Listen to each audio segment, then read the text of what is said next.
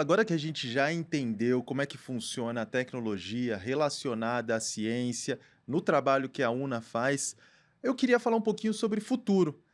Como é que vocês estão quais são os próximos tipos de câncer que vocês estão pretendendo fazer esse diagnóstico precoce e quais são os desafios para esses próximos passos? A gente já tem modelos treinados, né, e produtos para câncer de mama e câncer coloretal. A gente também já tem uma publicação para câncer de colo de útero. Nesse caso, não é bem o câncer, é a lesão gerada pelo HPV que é precursora ao câncer. Foi publicado na ASCO, que é o maior congresso de oncologia do mundo, né? E a gente está desenvolvendo agora também soluções para câncer de pulmão e de câncer de próstata. O maior desafio no treinamento e validação desses modelos, obviamente, é o dado, né? E a gente sempre tem portas abertas para parceiros que querem co-desenvolver essas soluções com a gente. Mas quando a gente olha para a implementação no mundo real, a gente percebeu que um dos maiores desafios está na linha de cuidado das operadoras de saúde, né? Então, a linha de cuidado é aquela área da operadora que vai cuidar de toda a jornada do paciente, desde a prevenção até o tratamento, né, do paciente oncológico. Mas muitas vezes essa área ela não existe, ou essa área ela tem muita dificuldade de acionar o paciente, de acompanhar o resultado do exame, de acompanhar para o próximo, né? E com isso, né, como é a linha de cuidado que vai usar esses modelos de triagem de runa, a gente percebeu que a gente também precisa atuar nessas linhas. Daniela, e hoje, você pode dar o contexto maior da UNA, assim, do ponto de vista de produto? Vocês estão mais na fase ainda de pesquisa e desenvolvimento? Já existe algum produto comercial?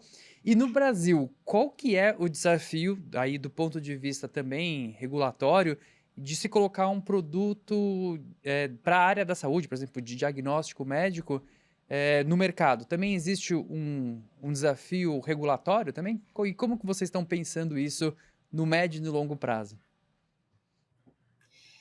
A gente tem um produto maduro, pronto para ser usado de mama. A gente está procurando instituições que queiram testar como prova de conceito a solução de colo retal e de colo de útero, e em breve também de pulmão e de próstata. Espero que no primeiro trimestre do ano que vem. Com relação à segurança jurídica, né? E esse ponto ele é principal no SUS, né? O SUS é onde a gente quer chegar, né? O SUS é nosso sonho desde o dia zero. Eu tô falando nosso porque eu tenho mais dois sócios, né? O Marco e o Vini.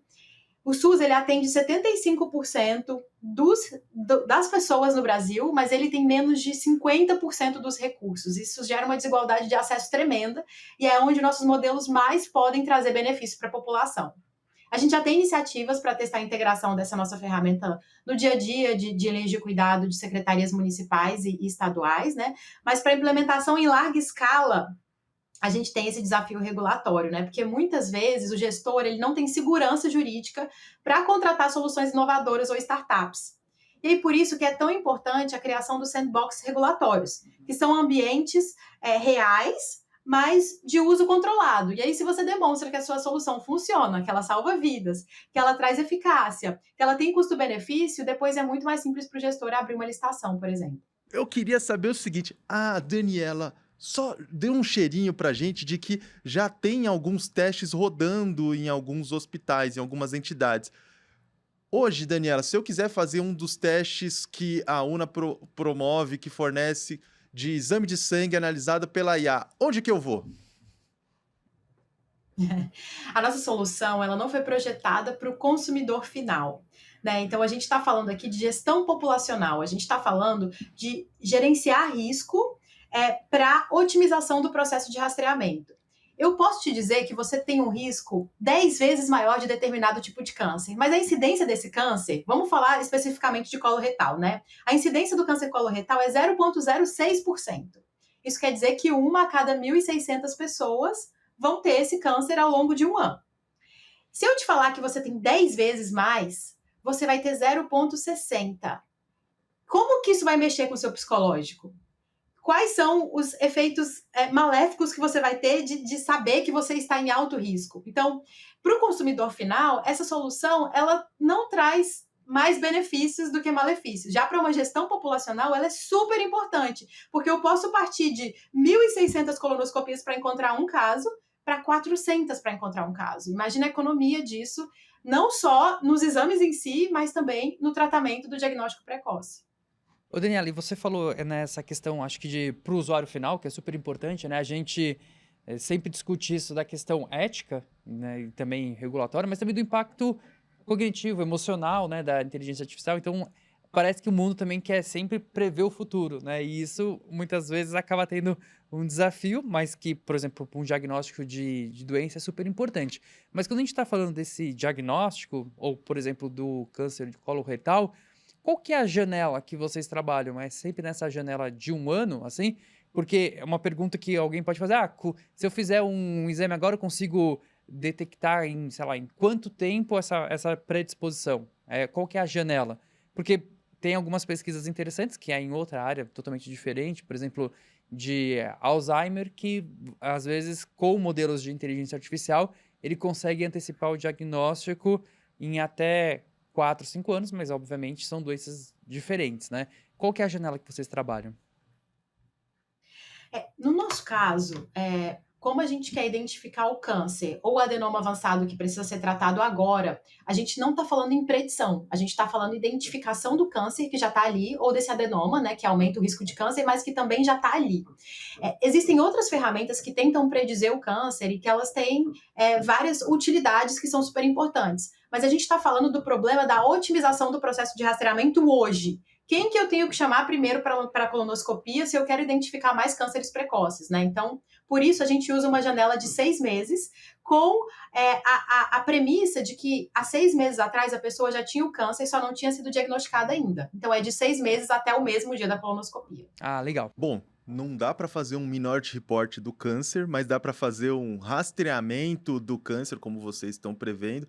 Mas eu queria falar de outro futuro, que é o futuro da UNA. Um dos investidores da UNA é o Grupo Fleury, que é um grupo de saúde e tratamento médico gigantesco, e isso nos traz a seguinte pergunta: quando as formas de detecção estiverem prontas, é possível que eles cheguem antes à rede privada do que à rede pública? Conta pra gente isso.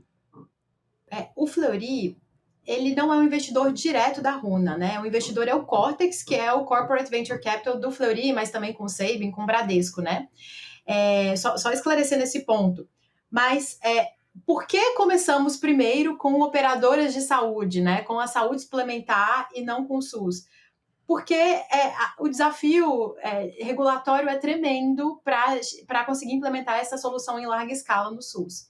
Por isso a gente começou com essas operadoras de saúde, da saúde suplementar. Mas o nosso grande objetivo é realmente chegar no SUS.